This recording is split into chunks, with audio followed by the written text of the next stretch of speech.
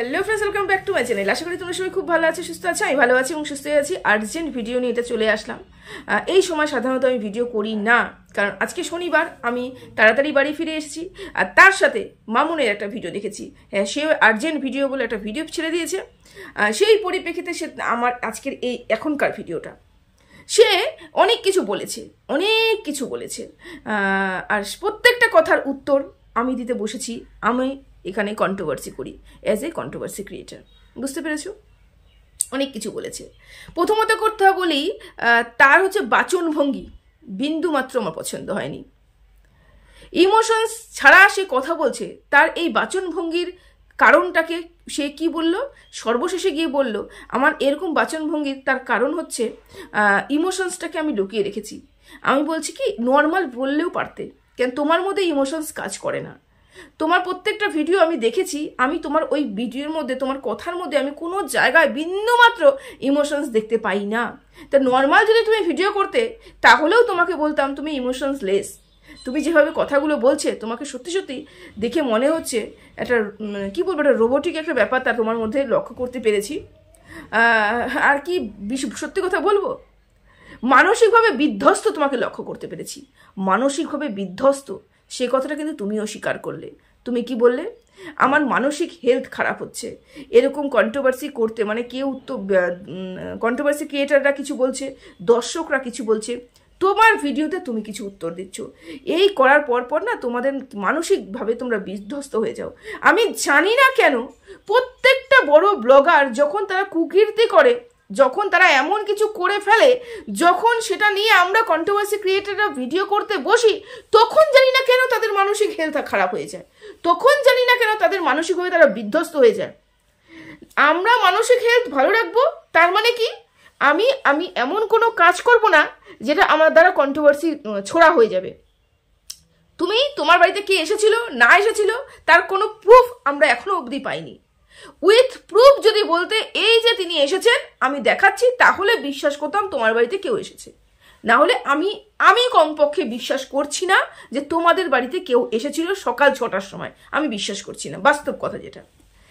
তুমি যদি সেই কথাটা উল্লেখ করে আপামর জনসাধারণকে যদি অপমান না করতে, তাহলে তোমার মানসিক হেলথ এই মুহূর্তে খারাপ হতো না।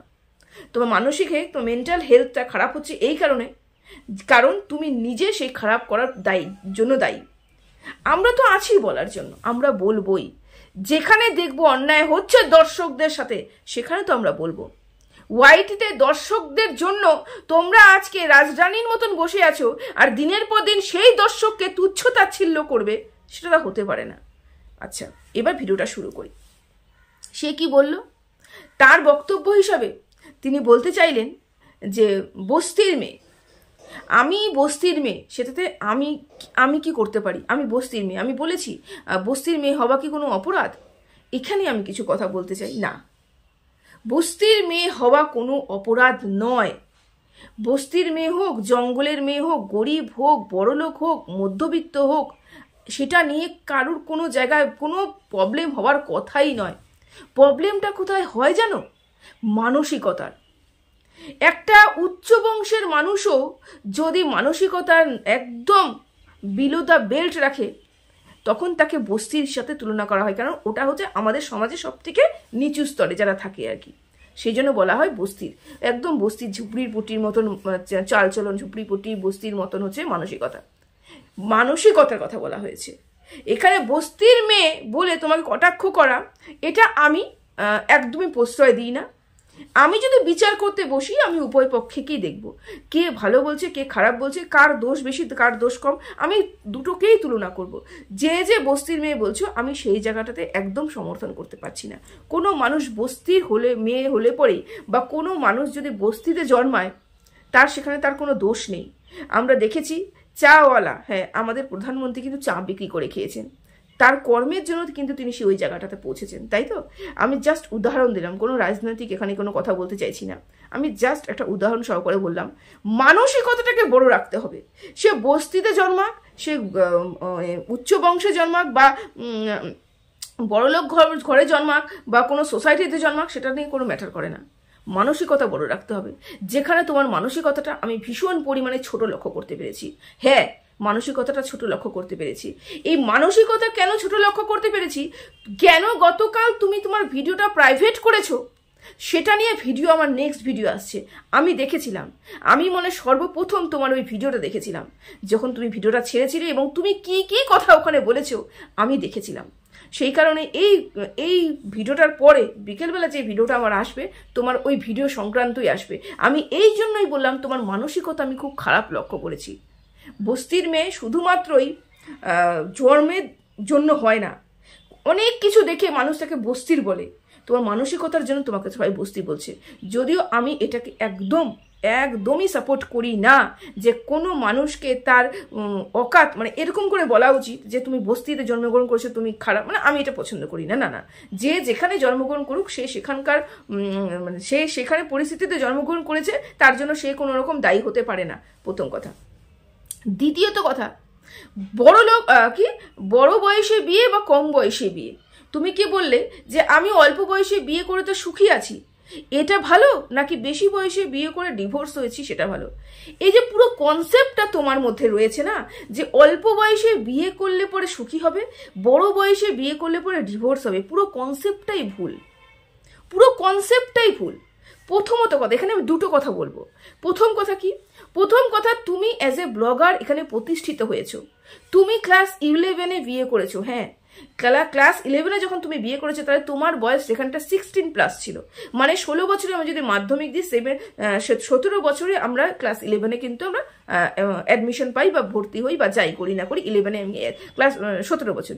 তাই 17 বছর বিয়ে হওয়া মানে আন্ডার এজে বিয়ে হওয়া।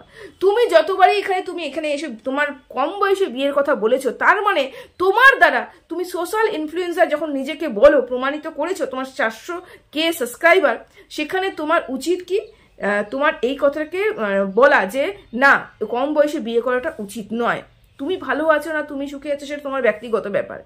এই কনসেপ্টটাই ভুল ধারণা, বলাটাই ভুল যে আমি অল্প বয়সে বিয়ে করেছি সুখী হবে। তাহলে এরকম মানুষ তো অনেক আছে, ও কম বয়সে বিয়ে করে সুখী হবে, তাহলে আমিও সুখী হতে পারি, আমিও সেই রাস্তাটা দেখিয়ে দিচ্ছি। তো আমি অ্যাজ এ ব্লগার, আমি অ্যাজ সোশ্যাল ইনফ্লুয়েন্সার, আমি 17 বছর বয়সে বিয়ে করে সুখী আছি।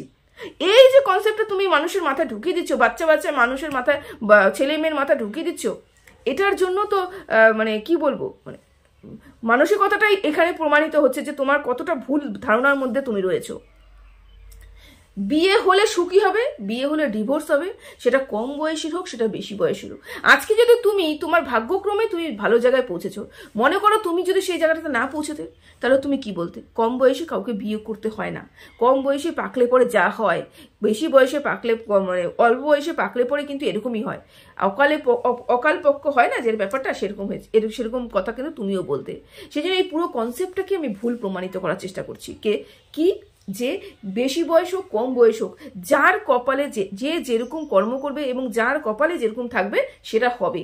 তোমার কপাল ভালো হয়েছে, তোমার সাথ তোমাকে তোমার সাথ দিয়েছে, তোমার হাজবেন্ড দাঁড়িয়ে গেছে, সে তোমার এই কথা শুনে যদি আরো 5 জন মানুষ বিয়ে করে, তাহলে তাদের লাখ তো সাথ না দিতে পারে, তারা তো ডুবে যেতে পারে, তাই না? তাহলে এই কনসেপ্টটাই ভুল, কম বয়সী বা বেশি বয়সী। আশা করি তোমাকে আমি বোঝাতে পেরেছি। হয়ে গেল?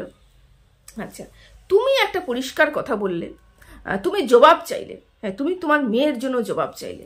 কি জবাব চাইলে তুমি জবাব চাইলে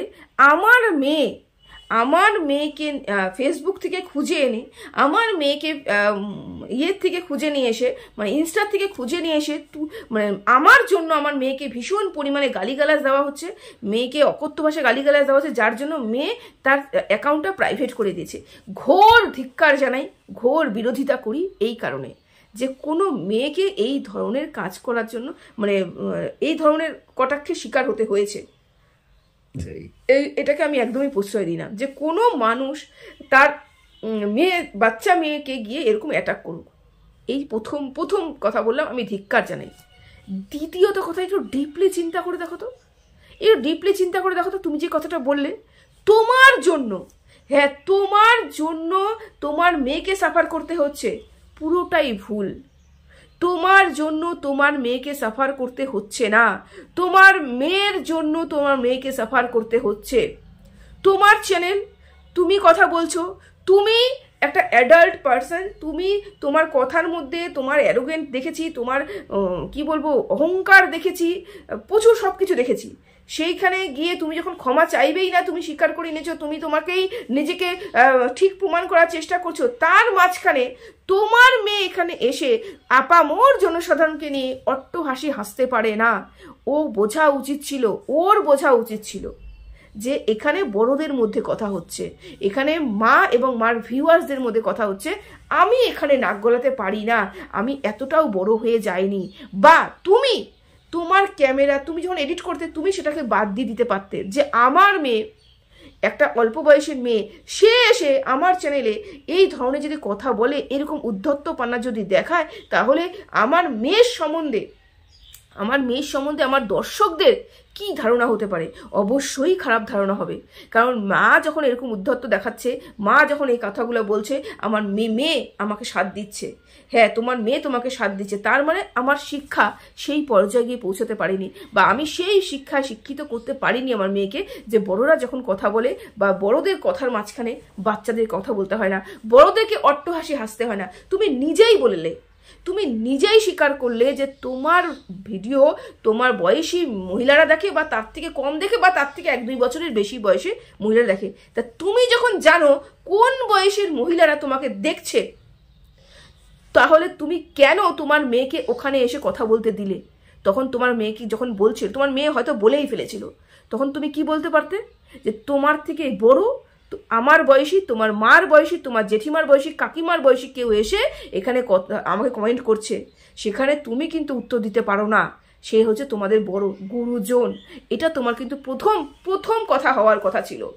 তাহলে কিছু ভিউয়ার যদি তোমাকে নেগেটিভ কমেন্টও করতো, তার মাঝখানেও কিন্তু তারা বলতো যা কমপক্ষে মেয়েটাকে তো সুশিক্ষায় শিক্ষিত করছে, সে নিজে যা হোক, মেয়েটাকে তো সুশিক্ষায় শিক্ষিত করছে না, তাও করনি।